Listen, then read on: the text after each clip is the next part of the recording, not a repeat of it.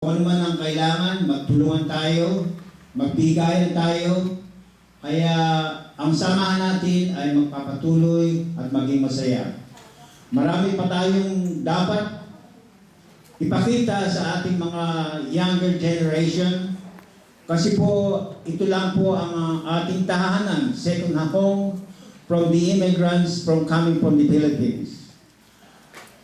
Kaya ang administration po ngayon, kung nakikita nito na kailangan natin pagandahin sapagkat ang mga Pilipino, they like to mix with their own race. Ako po ay naging masaya pagka marami akong kausap na Pilipino. Nung nasa Kentucky po ako, lahat panay na puti. Siguro tatatlok po kaming mga Pilipino doon. Kaya nung lumipat po ako dito, ay naging parang masaya ako kasi nagagamit ko palagi ang pagsasalita ng Tagalog.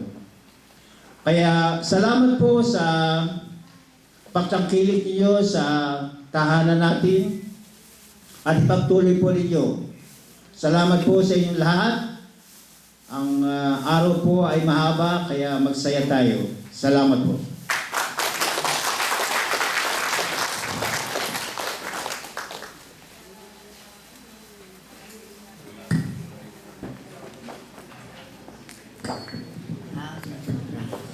Sobra pala ang pindot.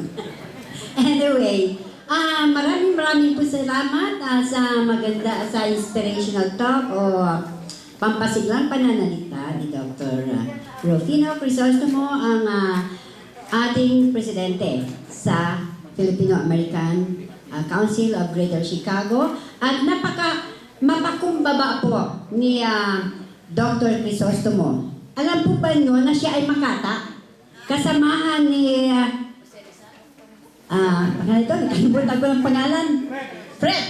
Si Fred, mga Makata po yan. At aywan ko na dito si Mang Jose Santos. Nandito ba? Wala, ano? Marami po tayong mga Makata. Taga Bulacan, kahit hindi taga Bulacan, marami tayong mga Makata dito. Kaya pagka Independence Day, pumunta po kayo dito sa FACC, sa Rizal Center, dahil meron kaming tinatawag na, ano nga yung ating programa? Balagtasan. Abangan po ninyo yan. Pagka meron tayong Philippine Independence Day, may balagtasan dito sa Rizal Center. May nakalimutan lang ako sa akin.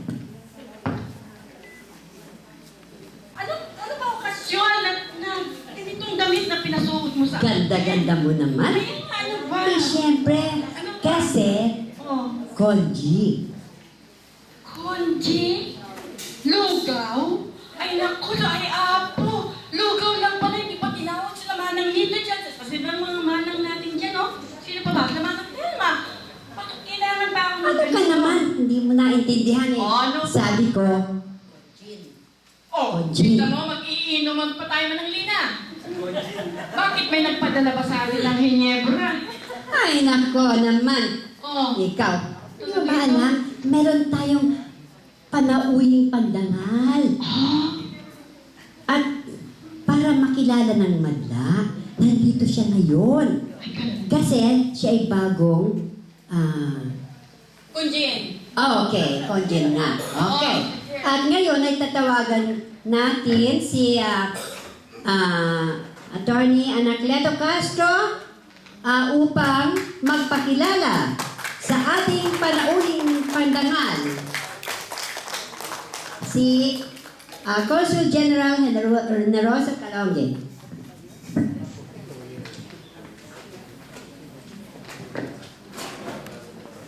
Fellow officers of FACPAC, fellow members of FACPAC, friends and supporters of FACPAC, distinguished guests at the presidential table, good afternoon to one and all.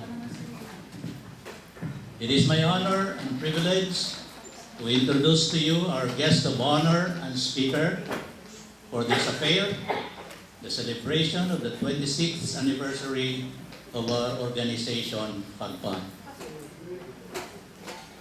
I will introduce our guest of honor in English, not Filipino or Tagalog, because I have to admit there are some words here in English that I cannot translate into Filipino, like the word undersecretary. Ilalim ng sekretary. Baka masabi ko under Tisaya. Our guest of honor and speaker is the new Philippine Consul General in Chicago. His first name is Generoso, a Spanish word which means generous.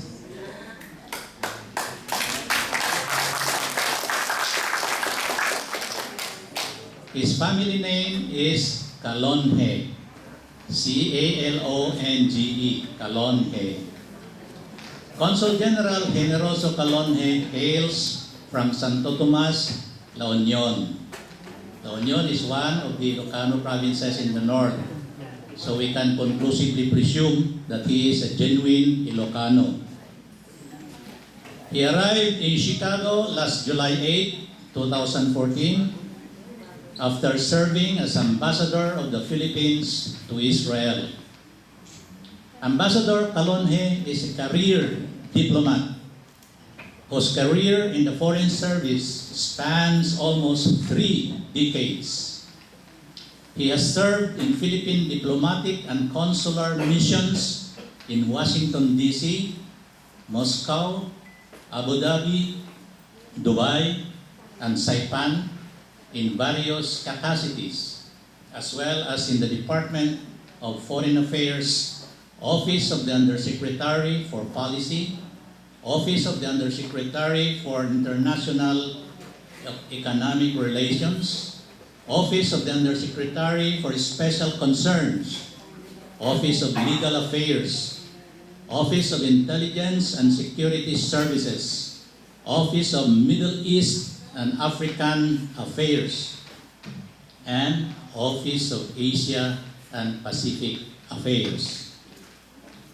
He earned his bachelor's degree in economics from the University of the Philippines, Manila, in 1976. Completed his degree in law from the University of the Philippines, Diliman, in 1985. And then moved on to finish his Master's of Laws from Harvard Law School in 1988. He also attended the Officer Cadet School at Port C of the Australian Army as a military science scholar from 1978 to 1979 under the Philippines-Australia Defense Cooperation Program. Ambassador Calonge is married to attorney Gloria Salazar Calonge and has 3 children, namely Golda, Nikki, and Joshua Benedict. Let's all rise as I present to you Honorable Consul General Generoso Calonge.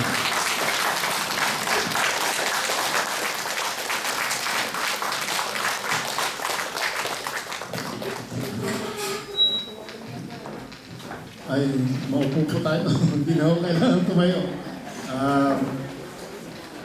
Magandang hapon po sa ating lahat.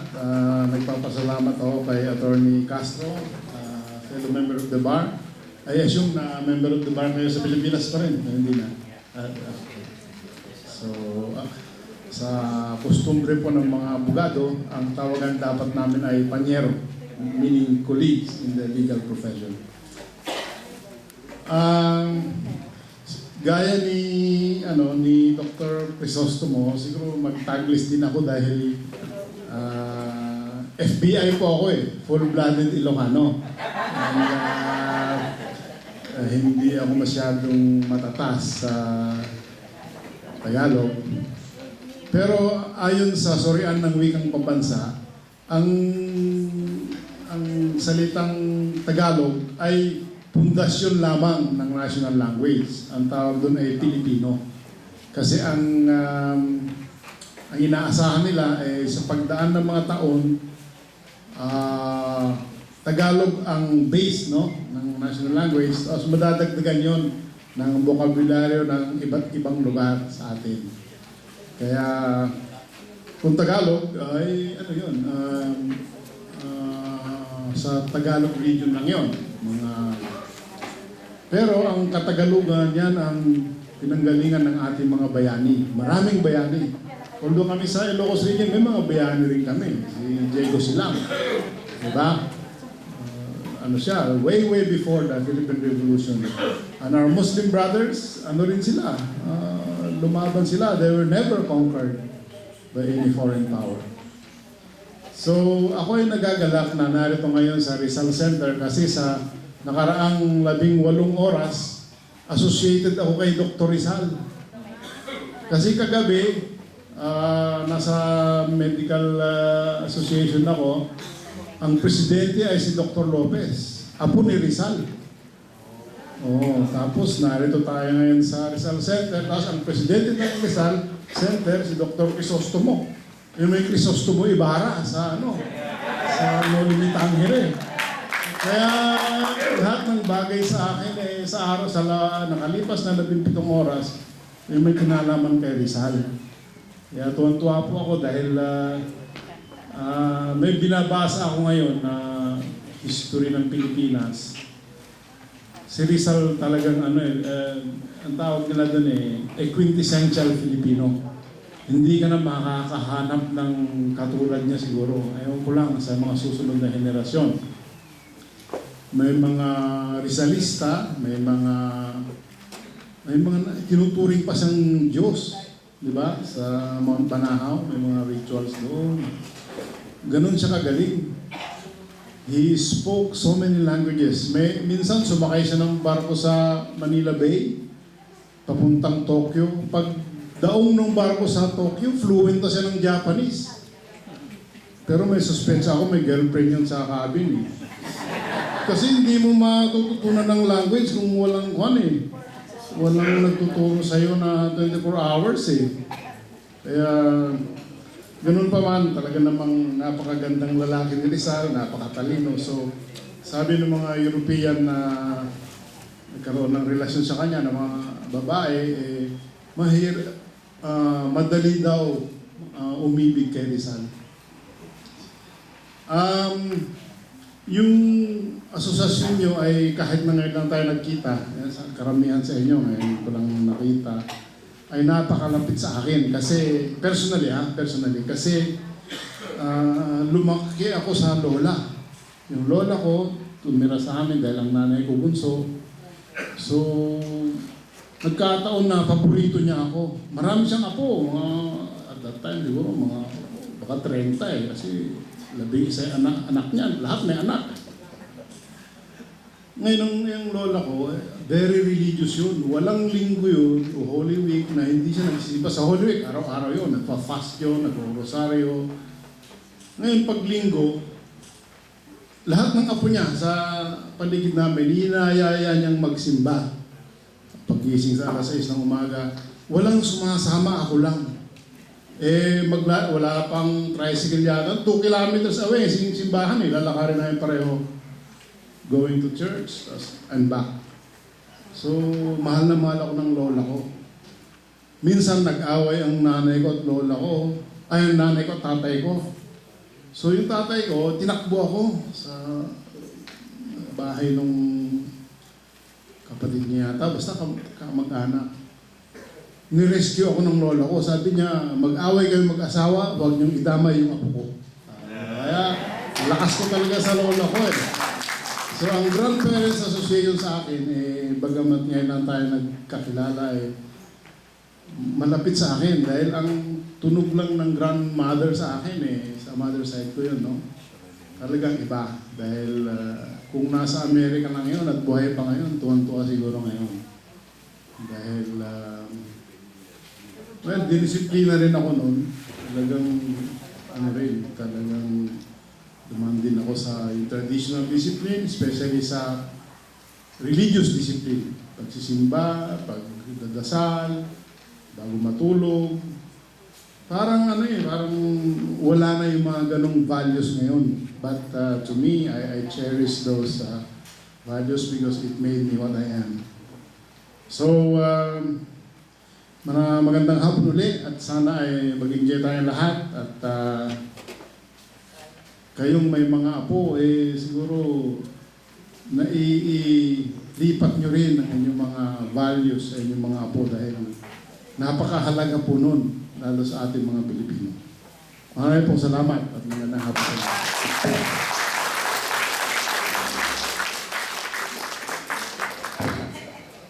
Manang Sari, alam mo, doon sa sinabi ng guwapong, ano na nga ba yun?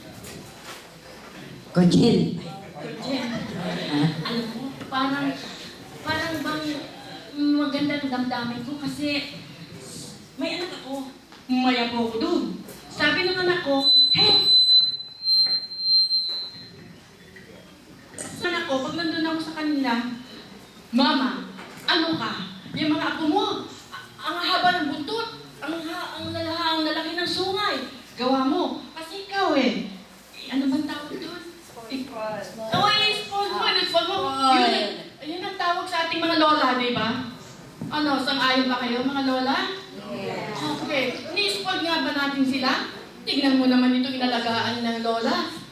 Umabot sa mataas na rangko. Ano na nga ba yun? Ano tawag? General. Ay, ambasador. Conjen. Ambassador Goodwill. Ikaw naman, lola ko Ay. ngayon. Alam mo, sabi ni Conjen kanina, talagang yung Rizal. Hindi niya alam. Ang pangalan ko, Rizalina. Kaya talagang kasama pa rin. Parang sabi niya, gwapo si Rizal, gwapo si Kaya. Gwapo si Conjen. Maganda ka. Siyempre. Pareho tayo. Tayo ngayon. Ay dahil sa kasiyahan natin, tayong lahat ay aawit. O, asan na Ate Cielo? Ate Cielo, asan na mga papel? Oy, maglang-awit tayo. Dapat kasama tayo. Tawagan natin yung madla para umawit. Pamunuan ng pagpag. Ang mga seniors, ano ba yun?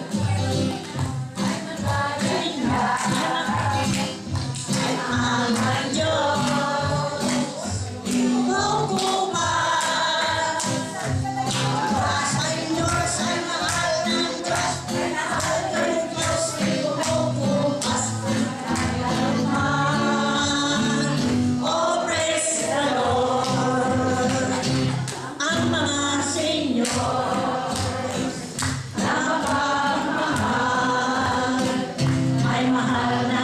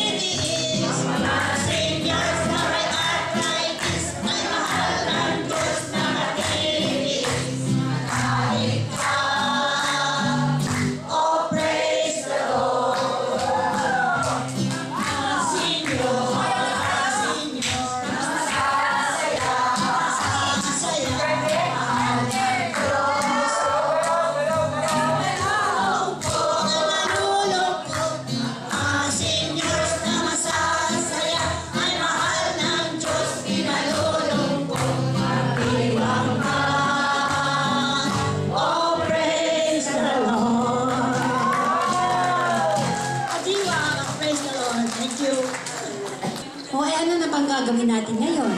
Mga ba? Tama na ba yung kanta natin? Hindi naman sila sumayaw. Ano ba yan? O ay sige, ibali na. At baka gutumin na. O, sige. Anong daw gusto niyo? Magtatalaga? Makakantayin sino? Mama? Team song. Asan sa team song? Right there. Mama? Mama? Grandparents. Grandparents. Yan po ang original. 104 years old! Wow!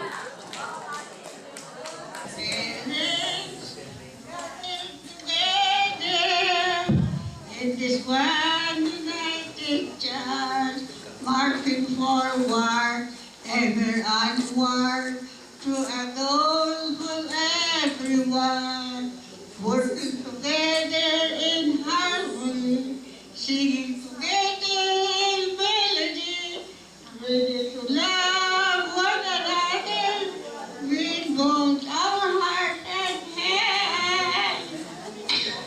Dear our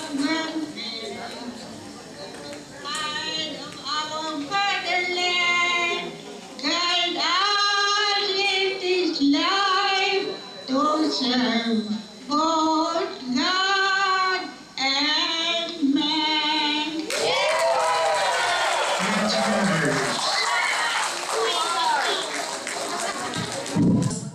Talaga namang very impressive ang awit. 104 years old, abot ko kaya yun? Naku ba? Anyway, hoy Ellie, ba't nawawala ka? Ngayon po naman ay ang pagtatalaga ng mga opisyal ng FAGPAG, yung mga bagong officers. Pamumunuan ni Consul General Calonghe. Ang presidente po ay tinatawagan si Ginoong Al Cabagnot. And then Vice President Willie Buhay, First Vice President. Second Vice President Chito Hernaez. Tesorera. Po, si Ginang Tess Gutierrez.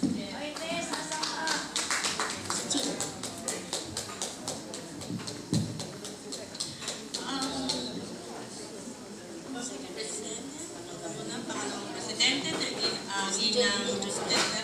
Ang isa pang pangalawang tesorera, si Ginang Lina Mabora.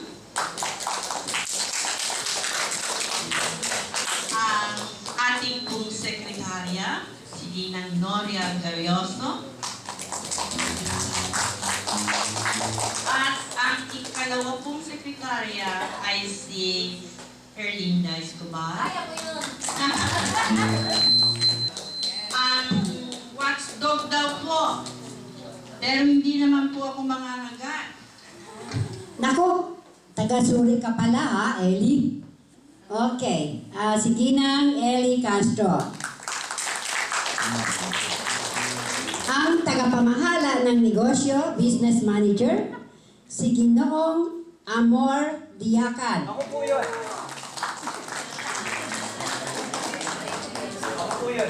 Okay. Ang pangalawang tagapamahala ng negosyo, si Ginoong Modesto Viduya.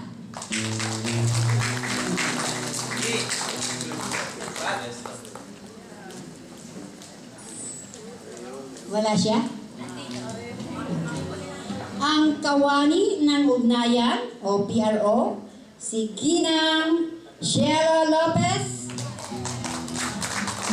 at Ginang Lina Hernaez.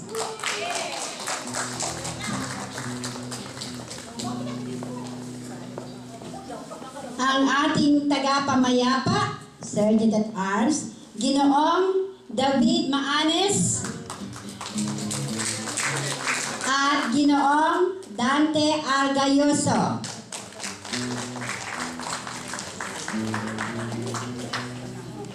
At ngayon po ay tatawagan natin ang ating Consul General, Generoso Calomi.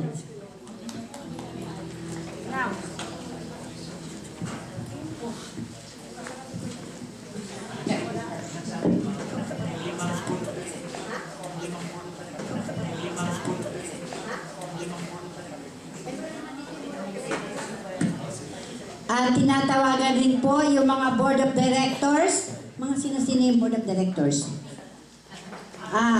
Alam ko isa ako. Oo, alam ko ba yon?